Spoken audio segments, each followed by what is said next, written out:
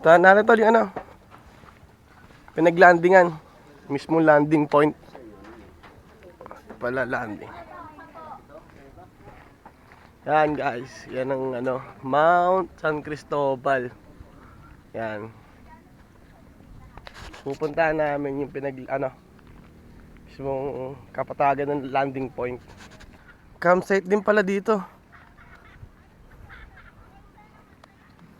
Ganda dito.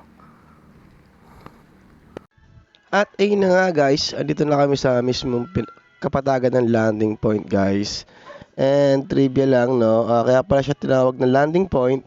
Noong World War II, pinaglalandingan daw siya ng mga aeroplano, helicopter. Yan, kaya tinawag siyang landing point guys. Kita pala yung dalawang lake ng Ganda dito.